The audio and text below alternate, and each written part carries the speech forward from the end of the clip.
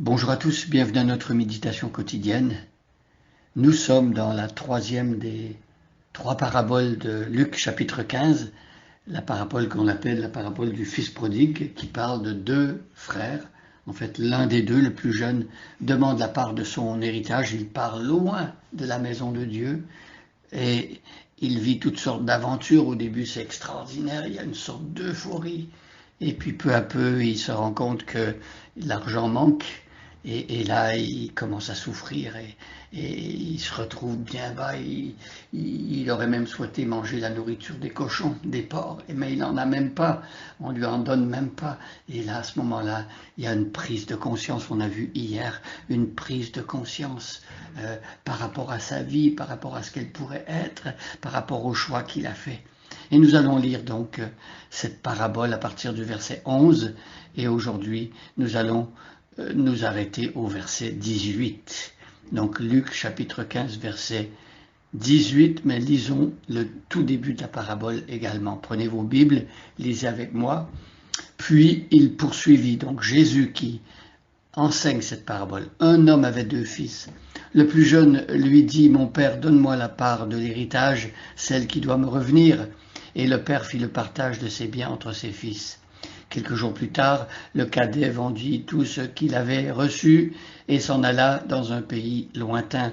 Là, il gaspilla sa fortune en menant grande vie.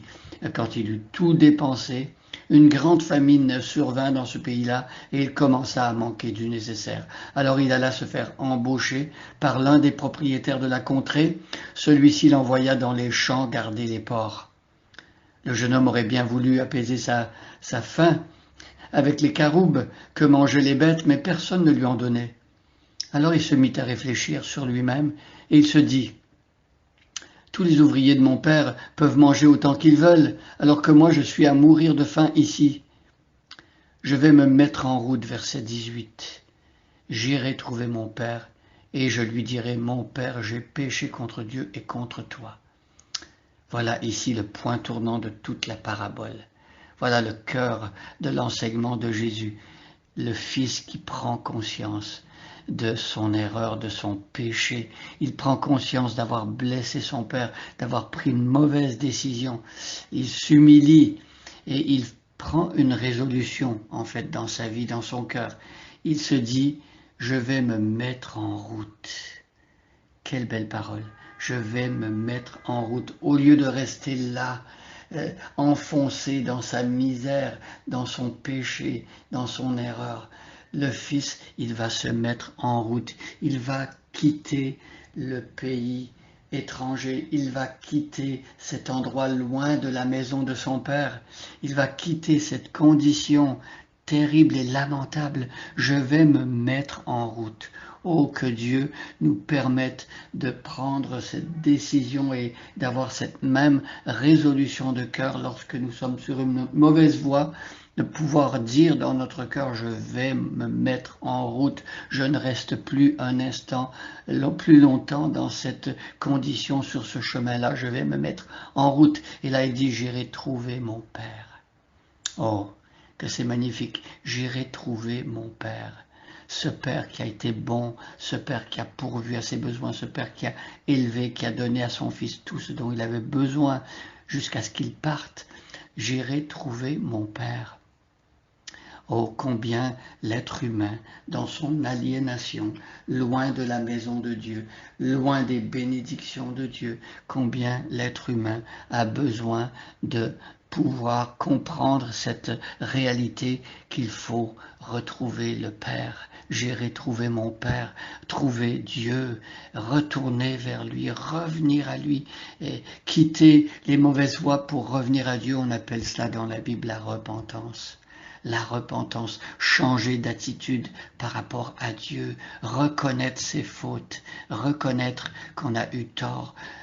Mon Père, j'irai vers mon Père, j'irai trouver mon Père et je lui dirai, mon Père, j'ai péché contre Dieu et contre toi. Voilà ici l'aveu, voilà la confession, voilà l'admission du tort, du mal qu'on a pu faire, et voilà ce qui est nécessaire pour pouvoir rétablir la relation avec Dieu, se rendre compte qu'on a eu tort, admettre ses fautes, demander pardon, avouer j'ai péché contre Dieu et contre toi. Alors ici, dans la parabole, le Père ne fait pas figure de Dieu, il y a Dieu, et donc il pense à Dieu qui est au-dessus de tout. Et le Père, on va le voir, il fait figure de Dieu dans la parabole, mais ici on sépare les deux. Donc il va dire j'ai péché contre Dieu, contre toi. Alors lorsqu'on se repent, il y a une dimension d'abord divine. Quand on pêche toujours d'abord contre Dieu. Hein?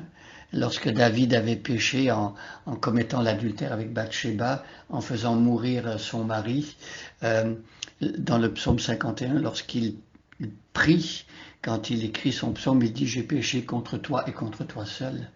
Bien sûr, David avait péché contre Bathsheba parce qu'il avait couché avec elle, une femme mariée. Il avait péché contre Uri, bien sûr, parce qu'il l'avait fait mourir. Il avait péché aussi contre son peuple, parce qu'il n'était pas allé au combat, il avait menti à son peuple. Mais David a compris que le péché, ça concerne toujours d'abord Dieu. Lorsque nous péchons, c'est d'abord devant Dieu que nous venons et nous voulons l'avouer à Dieu, j'ai péché contre toi. Ici, cet enfant, ce fils prodigue, il dit j'ai péché contre Dieu. Mais ensuite, il y a une dimension humaine, j'ai péché contre toi. Il parle de son père. Il a péché contre son père également. Un être humain qui avait pris soin de lui, qui l'avait aimé, qui avait été bon envers lui, voyez. Donc que notre confession de péché soit semblable à celle de ce fils. Lorsque nous péchons, réalisons que nous péchons d'abord contre Dieu, mais admettons aussi et allons vers la personne que nous avons lésée, que nous avons traitée mal, et admettons que nous avons péché également contre cette personne. Voilà le chemin du retour vers Dieu, la repentance. Jésus, lorsqu'il a commencé son ministère, il a dit les temps sont accomplis, le royaume des cieux est proche, repentez-vous et croyez à la bonne nouvelle. Voyez les deux éléments du retour vers Dieu d'après Jésus, et c'est l'essence de l'évangile, c'est la repentance, donc admettre ses fautes, et ensuite on va voir croire. Croyez à la bonne nouvelle, croyez à l'évangile. L'évangile de la mort et de la résurrection de Jésus, la mort et la résurrection de Jésus qui nous ouvrent un chemin vers Dieu. Donc soyons conscients de notre situation aujourd'hui, admettons nos fautes et ne restons pas là où nous sommes, mettons-nous en route et revenons vers Dieu. Bonne journée à chacun et à chacune et soyez bénis.